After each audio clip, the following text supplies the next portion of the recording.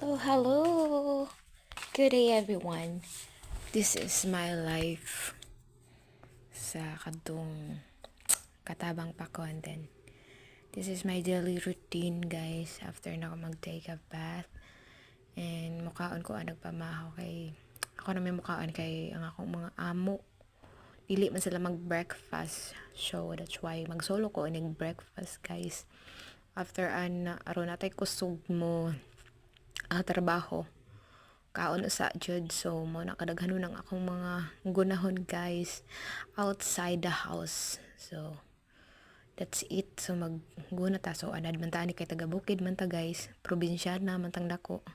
So mao na siya, guys, nga gaguna ko ana for 200 a day.